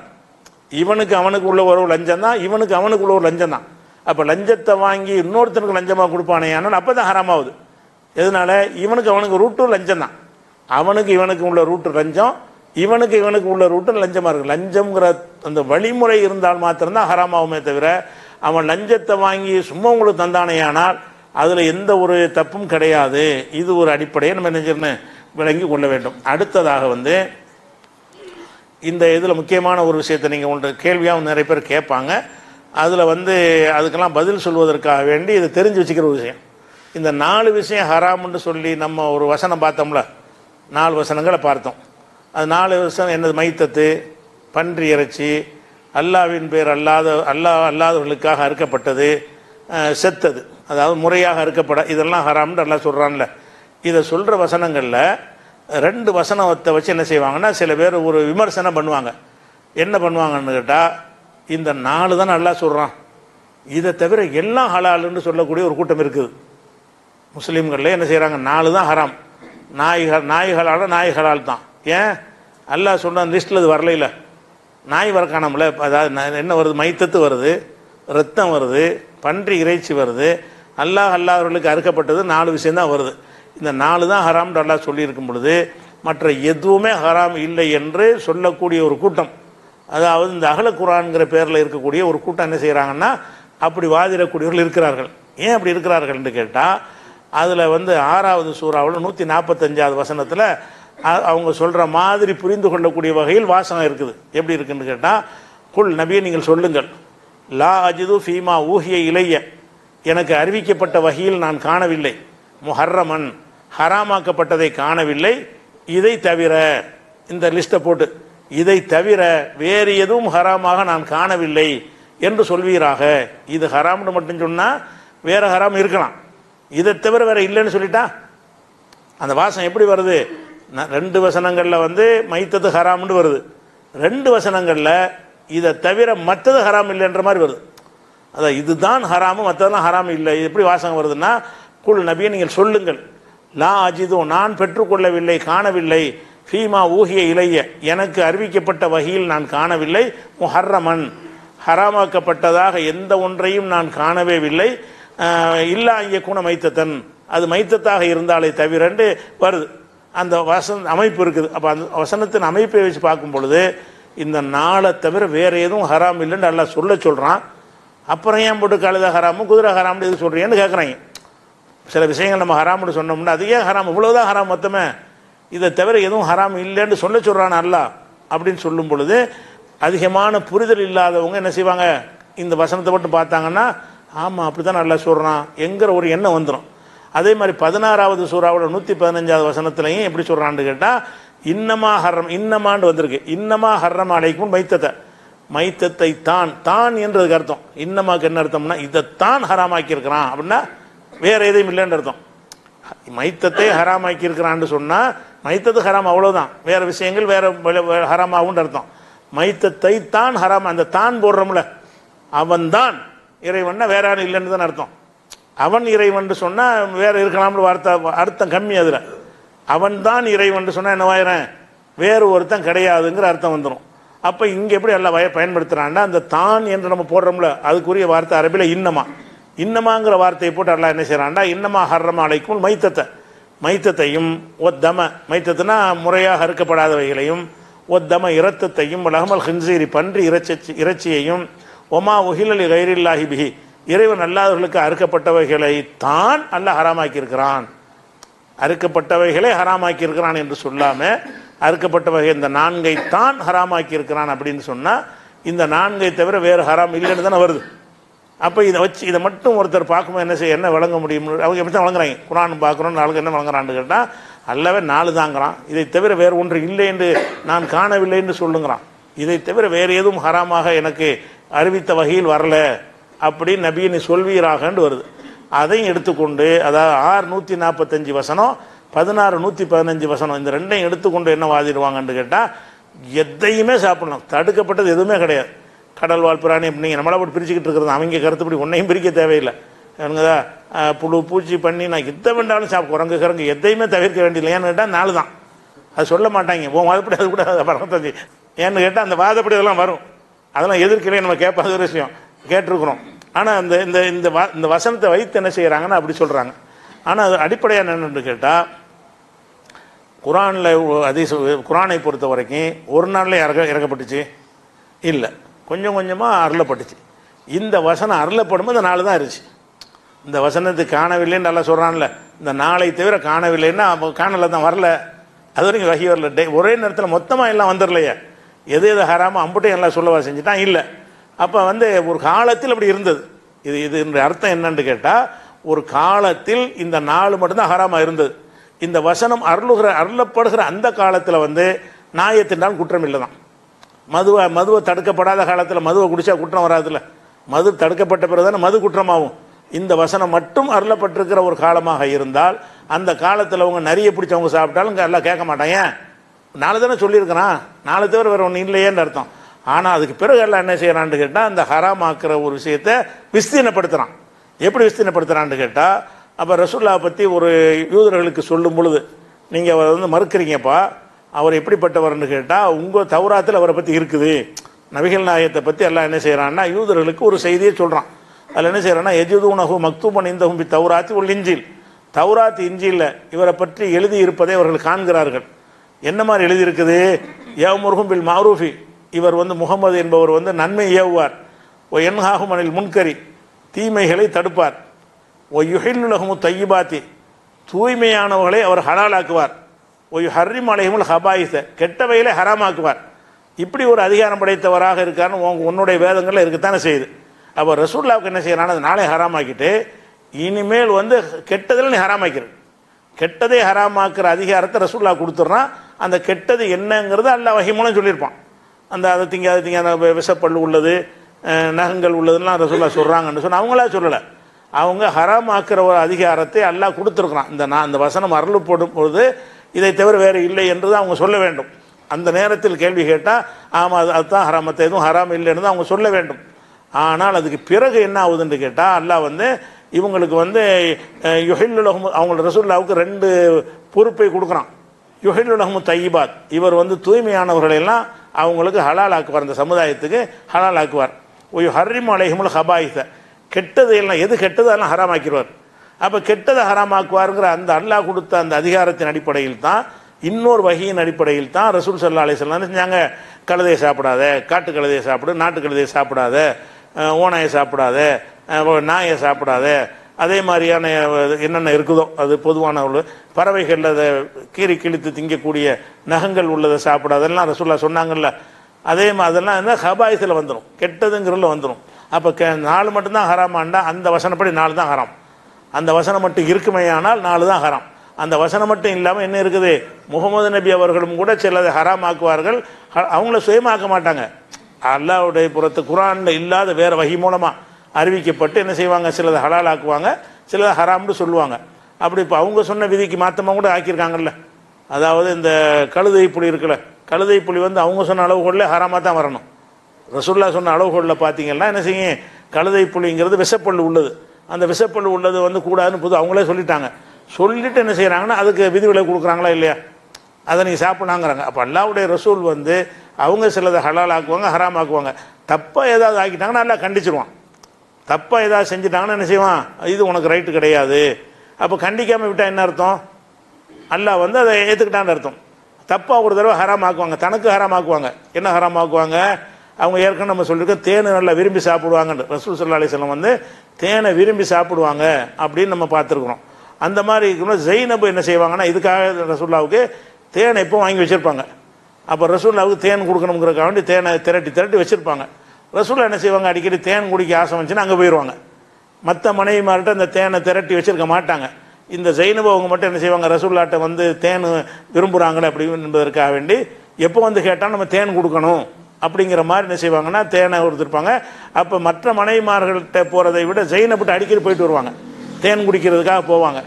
இதில் வந்து ஆயிஷா நாய்க்கும் ஹப்சாவுக்கும் பொறாமை. ஆயிஷா நாய் அபூபக்கர் சித்திக் அவங்களுடைய மகள், ஹப்சாங்கிறது உமருடைய மகள், 2 பேர் ரசூலுல்லாஹ்வுடைய மனைவிமார்கள். இவங்க 2 பேரும் என்ன செய்கிறாங்கன்னா, என்ன எப்போ பார்த்தா நாங்கள் அடிக்கடி போயிட்டு இருக்கிறாங்க, என்னத்துக்கு போகிறாங்கன்னு விசாரித்தா தேன் குடிக்க தான் போகிறாங்கன்னு தெரிஞ்சு போச்சு.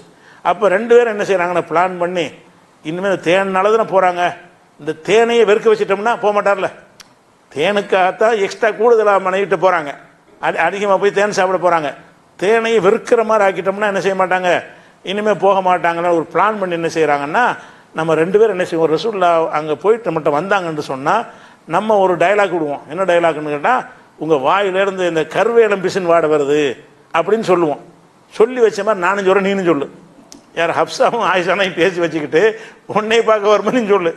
என்னையை பார்க்க வரும்போது நான் சொல்கிறேன். அப்போ ரசூல் அப்செட் ஆயிடுவாங்க. அப்போ இது தேனால தான் இது வருது, அங்கே ஜெயினப்பிட்ட போயிட்டு வரும்போதெல்லாம் கருவேல பிசின் வாடை வருது உங்கள்கிட்ட இருந்து அப்படின்னு சொன்னோன்னே, அந்த பிசின் வாடை வருதுன்னொன்னே நான் கெட்ட வாடை வர ரசூலை விரும்ப மாட்டாங்க. நம்மிடமிருந்து துர்வாடை வர்றதுன்னு அடுத்து நினச்சாங்கன்னா அது வந்து நல்லா இருக்காதுன்னு நினைப்பாங்க. உடனே என்ன செஞ்சாங்கன்னா, இனிமேல் நான் தேனை தொடமாட்டேன்ட்டாங்க. அப்போ இந்த துர்வாடைக்கு எது காரணம்? தேனுன்னு விளங்கிட்டாங்க. ஏன்னாட்டா இந்த 2 மனைவிமாரும் என்ன செய்கிறாங்கன்னா, பிளான் பண்ணி அதை நம்ப வச்சுக்கிட்டாங்க. ரசூல்லாவே நம்ப வச்சு என்ன செஞ்சிட்டாங்க, அந்த தேனில் தான் அந்த வாடை வருதுங்கிற மாதிரி நம்ப வச்சவொன்னே என்ன செய்கிறாங்கன்னா, இனிமேல் நான் எனக்கு ஹராம் ஆக்கிட்டேங்கிறாங்க. உலகத்துக்குலாம் ஹராம் ஆக்கலை, தேன் சாப்பிட்ற ஹராமுன்னு ஆக்காமல் என்ன செய்கிறாங்கன்னா, நான் எனக்கு இந்த தேனை நான் ஹராம் ஆக்கிட்டேன் அப்படின்னு சொல்லி போடுறாங்க. சொன்னோன்னு அல்லாஹ்க்கு பிடிக்கல. அந்த ஹராமத்தை அவங்களா ஆக்கியிருந்தா விட மாட்டாங்க சொல்ல வர்றேன். அவங்களா ஒன்று செஞ்சாங்கன்னா அல்லாஹ் என்ன செய்வான், உடனே கண்டிச்சிருவான். அல்லாஹ் என்ன செய்யறான்னா, உடனே ஒரு சூறா தஹ்ரீம்ன்ற சூறா, ஹராம் ஆக்குதல்னு அதுக்கு பேர். சூரத்து தஹ்ரீம்னா ஹராம் ஆக்குதல், அந்த சூறாவுக்கு பேரை. ஏன்னா இவங்க ஹராம் ஆக்குனதுனால அந்த சூறாவுக்கு அந்த பேர் வைக்கப்பட்டிருக்கு. முதல் வசனமே இதுதான், யா அய்யுஹன் நபியு, நபியே லிமத்து ஹர்ரிமு, நீ எப்படி ஹராமாக்கலாம், மஹல்லல்லாஹு லக்க, அல்லாஹ் உனக்கு ஹலாலாக்கின தேனை, தேனுன்னு வரல, தேனை தான் அது குறிக்குது, அல்லாஹ் ஹலாலாக்கின ஒன்றை நீ எப்படி உனக்கு ஹராமாக்கலாம், தபு தகை மரலாத்த அசுவாஜிக்க, உன் மனைவிமாருடைய திருப்தியை நாடி ஹராமாக்கி கொண்ட. இந்த மனைவிமார் சொன்னால் ஹராமாக்கிறியா, கருவேலம்பிசன் வாடை வருதுன்னா நீ டெஸ்ட் பண்ணி அப்படி வாடை வருதான்னு இப்படி பார்த்து இப்படி செய்யணும். அது போக அந்த ஹராமாக, அதாவது நம்ம சாப்பிடாம இருக்கிறது குற்றம் கிடையாது. தேன் எனக்கு பிடிக்கலை, சாப்பிடாம இருந்தால் குற்றமான குற்றம் கிடையாது. ஆனால் தேன் பிடிக்கிற ஒன்றை ஹராமாக்குறது ஒரு காரியத்துக்காக வேண்டி. அப்போ தனக்கு தான் ஹராமாக்குனாங்க, உலகத்துக்குலாம் ஹராம்னு வர சொல்லலை. இந்த தேனை நான் இனிமேல் தொடவே மாட்டேன் அப்படிங்கிறாங்க. தொடவே மாட்டேன்னா உனக்கு விருப்பமானதாக இருக்குது, விருப்பம் இல்லாமல் தொடாமல் இருந்தால் பஞ்சாயத்து கிடையாது. அப்படி உடம்பு சாப்பிடாமல் இருந்தாங்கல்ல, அந்த கணக்கில் இது வந்திருக்கும். ஆனால் ரசூலுல்லாவுக்கு விருப்பமாக இருந்து கூட இந்த ஒரு குடும்பத்தில் எல்லாரும் ஆளால் கொளுத்தி போட்டதுனால நம்பி என்ன செஞ்சிட்டாங்கன்னா, இனிமேல் தேனை சாப்பிட்ட மாட்டேன்றவன அல்லாஹ் என்ன செய்கிறான்னா, இப்படி சொல்லக்கூட உனக்கு அதிகாரம் கிடையாது, அடுத்த ஆளுக்கு ஹராமாக இருக்கிறது உனக்கு ஹராமாக்க கூட உனக்கு அதிகாரம் கிடையாதுங்கிற அல்லாஹ். ரசூலுல்லாஹ் நமக்கெல்லாம் ஹராமாக்கலை தேனை, நான் சாப்பிட மாட்டேன் என்று தான் நினைஞ்சாங்க. அல்லாஹ் மேலே சத்தியம் பண்ணி நான் சாப்பிட மாட்டேன்ட்டாங்க, தனக்கு ஹராமாக்கிக்கிட்டாங்க. அதுக்கு அல்லாஹ் கேட்குறான், ஏன் உனக்கு ஹராமாக்குற, நான் ஹலால் ஆக்கியிருக்கிறேன், நான் ஹலால் ஆக்கின தேனை நீ எப்படி ஹராமாக்குவ, அதான் கேட்குறான். யா அய்யுஹன் நபியு, நபியே லிமத்து ஹர்ரிமு, நீ ஏன் ஹராமாக்குகிறாய், மஹல்லல்லாஹு லக்க, அல்லாஹ் உனக்கு ஹலாலாக்கின ஒன்றை நீ எதுக்கு நீ ஹராமாக்குகிறாய், தபு தகை மரலாத் அசுவாஜிக்க, உன் மனைவிமாருடைய திருப்தியை நாடி. அதுக்கு தானே செஞ்சார், மனைவிமார்கள் சொன்ன கொளுத்தி போட்டதுனால தானே ஹராமாக்குனாங்க. மனைவிமாருடைய திருப்தியை நாடி நீ எப்படி ஹலாலாக்கின ஒன்றை ஹராமாக்குகிறாய் அப்படின்னு சொல்லி எல்லாம் கண்டித்த உடனே அந்த எண்ணத்தை மாற்றி கொண்டு பழையபடி தேன் சாப்பிட ஆரம்பிச்சிட்டாங்க. ரொம்ப விருப்பமாக இருந்துச்சு நம்மள தேன், அது பழைய நிலைக்கு ரிவர்ஸில் வந்துட்டாங்க. இந்த ஒரு நாள் ஒரு முடிவு எடுத்தாங்களே தவிர அதுக்கு பிறகு எல்லாம் கண்டிச்சுட்டான். அப்போ நம்ம என்ன பார்க்குறோம்னு கேட்டால், ரசூல் ஸல்லல்லாஹு அலைஹி வஸல்லம் அவர்கள் ஹராமாக்குற அதிகாரம் அவங்களுக்கு இருக்குது. சில நேரத்தில் அவங்களா சுயமாக சில செஞ்சால விட மாட்டான். அப்போ இந்த கீரி கிளி திங்கிற ஹராம்னு சொன்ன தப்பாக இருந்தால் ஹராம்னு சொல்கிற நல்லா கேட்டிருப்பான், அல்லாஹ் என்ன கண்டிச்சிருப்பான். இறைவன் கண்டிக்காமல் விட்டான் என்று சொன்னால் அவனுடைய வஹி மூலமாகத்தான் என்ன செய்கிறாங்க, ரசூல் ஸல்லல்லாஹு அலைஹி வஸல்லம் அதை ஆக்கியிருக்கிறாங்கன்னு விளங்கிக்கணும். அதனால் 4 மட்டும்தான் சொல்லி என்ன செஞ்சிடக்கூடாது. 4 மட்டும்தான் என்ற அந்த வசனம் சொல்கிறது உண்மைதான், அதை மட்டும் சொல்லலை, நாளை சொல்லிட்டு இவருக்கு அந்த அதிகாரம் இருக்குது. ஹராமாக்குற ஹபீஸான வகைகளை, கெட்ட வகைகளை எல்லாம் ஹராமாக்கக்கூடிய அதிகாரம் இருக்குது என்று சொன்ன அடிப்படையில் அது ரசூலுல்லாஹ் எதையெல்லாம் ஹராமுன்னு ஆக்குனாங்களோ, அல்லாஹ் கண்டிக்காமல் விட்டானோ, ஹராமுன்னு ஆக்கி அல்லாஹ் கண்டிக்காமல் விட்டானோ அது எல்லாமே ஹலால் தான். ஹராம்னு சொன்னால் ஹராம் தான், ஹலால்னு சொன்னால் ஹலால் தான். அப்படிங்கிறத விளங்கிட்டோம்னு சொன்னால் இந்த வசனத்தினால் வரக்கூடிய குழப்பம் நமக்கு என்ன செய்யாது, ஏற்படாது. அப்போ இது இதோட விருந்து உணவு சம்பந்தமான அனைத்து விஷயங்களையும் முழுமையாக உங்களுக்கு சொல்லியாச்சு. பெரும்பாலும் ஒன்றும் கூட விட்ட மாதிரி தெரியல, எல்லாத்தையும் முழுமை எந்த ரமலானும் இப்படி வந்தது கிடையாது. ஆனால் உடையும் உறைவிட விட்டு போய் சொல்லுங்கதா, நம்ம அறிவிச்சது என்ன அறிவிச்சோம்னு கேட்டால், இஸ்லாத்தின் பார்வையில் உணவு உடை உறைவிடம்னு சொன்னோம். அப்போ உடையை பற்றி நிறைய விஷயங்கள் இருக்குது, உடையில் நிறைய சட்டங்கள் இருக்குது. அது ஒரு 10 நாள் 15 நாளைக்கு ஓரளவு சட்டம் இருக்குது. உறைவிடம் சம்பந்தமாக அதுக்கும் பல சட்டங்கள்லாம் இருக்குது. அதையெல்லாம் பேசுவதற்கு டைம் இல்லை. இந்த 2-3 நாள் இந்த கேள்விகள் நிப்பாட்டி இருந்தால் கூட அது பத்தாது. அதனால் உணவு விஷயத்தை ஃபினிஷ் பண்ணி அல்லாஹ்வுடைய கிருபையினால் முடிச்சிட்டோம். அதனால் இது சம்பந்தமாக, அந்த உணவு சம்பந்தமாக சொன்னதில் உங்களுக்கு ஏதாவது சந்தேகங்கள் இருந்தால் நீங்கள் நாளைக்கு என்ன செய்யலாம், அந்த கேள்வியில் கேட்டுடலாம். இந்த தலைப்பு சம்பந்தமாக எது தான் விடுபட்டிருக்கோ நீங்கள் டைரெக்டாக எந்திரிச்சு என்ன செய்யலாம், கேள்வி கேட்கலாம். அந்த கேள்வியில் முக்கியமாக இந்த அதை பற்றி பூஜை செய்யப்பட்ட விஷயங்கள் இருக்குல்ல, அதுக்கு வந்து நீங்கள் கேட்கலாம். நாளைக்கு அந்த அந்த அந்த கேள்விக்கு போகிறதுக்கு முன்னாடி மற்றவங்க என்னென்ன சொல்லியிருக்கிறாங்க தொகுப்பை நானே சொல்லிடுவேன். நீங்கள் பார்க்காட்ட கூட என்னென்ன வாதங்கள்லாம் வச்சுருக்கிறாங்க, அந்த வாதங்கள்லாம் எப்படி தவறாக இருக்குன்னு நான் சொல்லி முடிச்சுட்டு கேள்வி கேட்கும்போது உங்களுக்கு பெரும்பாலும் கேள்வி வர வாய்ப்பு இல்லை. நானே பெரும்பாலும் சொல்லிடுவேன். அதுக்கு மிஞ்சி உங்கள்கிட்ட கேள்வி இருக்குமே, ஆனால் என்ன செய்யலாம், கேள்வி கேட்கலாம். பல பேர் இந்த பூஜை செஞ்ச பொருளுக்கு மறுப்பொன்று கொடுத்துருக்குறாங்க. சிரிப்பாக வருகிறது. ஒரு ஆய்வுல உள்ளவர்கள் பேசுகிற பேச்சா இதெல்லாம்? இப்படியுமா ஒரு மறுப்பு சொல்கிறவங்க நல்லா ஆய்ந்து அறிந்து அது ஆதாரங்களின் அடிப்படையில் அந்த மாதிரி எல்லாம் இல்லாமல் என்ன செய்கிறாங்கன்னா மேம்போக்கா சிறுபிள்ளைத்தனமாக என்ன செய்கிறாங்கன்னா அந்த மறுப்புகளை கொடுத்துருக்குறாங்க. அதெல்லாம் வந்து ஆய்வு பார்வையில் பார்த்தீங்கன்னா பைசா பிரயோஜனம் இல்லாத மறுப்புகள் தான் எதுவுமே. அது நான் நாளைக்கு உங்களுக்கு விளக்கும்போது தெரிஞ்சிடும். இப்படி இல்லாமல் அவர் இவ்வளோ விவரங்கட்டு போன விஷயத்தை பெரிய பெரிய அறிவு மாதிரி என்ன செய்கிறாங்க, அதை வந்து பரப்புகிறார்கள், பேசுகிறார்கள். பயங்கரமான குற்றத்தை நம்ம செஞ்சோமா, சிற்கான ஹராமானதை ஹலாலாக்கி விட்டாருங்கிற அளவுக்குலாம் என்ன செய்கிறாங்க, பேசுகிறாங்க. அவங்கள அனைத்து வாதங்களும் ஒரு வாதம் விடாமல் அனைத்து வாதங்களையும் நான் வந்து எனக்கு தெரிஞ்ச அளவுக்கு தொகுத்து வச்சுருக்கிறேன். ஏன்னா நீங்கள் அறிவிச்சு நாளை கழிச்சு வரும்போது நல்லா நீண்ட நேரம் இருக்கிற மாதிரி வாங்க.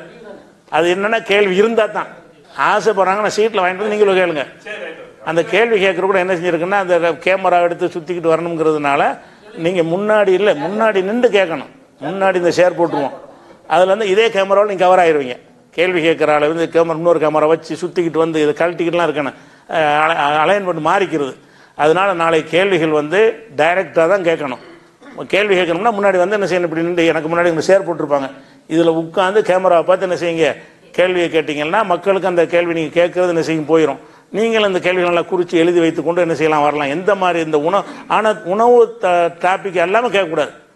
வழங்குதா, அது விரல் அசைக்கலாமா, நெஞ்சில் கேட்குற அதெல்லாம் கேட்கக்கூடாது. உணவு டாபிக் மட்டும்தான் கேட்கணும். அது சம்மந்தமாக உள்ள நம்ம விடுபட்ட கூட சிலது இருக்கும். நம்ம சொன்ன தலைப்புகளில் ஏதாச்சும் உணவு சம்மந்தமாக விடுபட்ட விஷயங்களாக இருந்தாலும் கேட்கலாம், எதிரான கருத்துக்கள் இருந்தாலும் கேட்கலாம். எல்லாம் உணவு டாபிக் மட்டும் நீங்கள் கேட்கலாம் என்பதை கூறி நிறைவு செய்கிறேன். இன்ஷா அல்லாஹ் நாளைய தினம் கேள்வி பதிலுக்கு முன்னாடி அந்த அந்த அடிப்படையை விளக்கி விட்டு அப்புறம் கேள்வி பதில் ஆரம்பமாகும். அது 1 மணி நேரம் தான். நாளைய மறுதினம் எவ்வளோ கேள்வி இருக்குது அது வரைக்கும் அதுக்கு தகுந்த மாதிரி வந்துடுங்க. அடுத்த நாள் வந்து என்ன செய்யுங்க, கூடுதல் டைம் குறைஞ்ச இதில் முடிஞ்சாலும் முடிஞ்சிடும். கேள்வி இல்லைன்னா என்ன செஞ்சிடும், 1 மணி நேரத்தில் முடிஞ்சிடும். ஒரு கேள்வி இருந்தால் கூடுதல் நேரம் போனாலும் போய்க்கிறோம். அது தயாராக வாங்க. அஸ்ஸலாமு அலைக்கும்.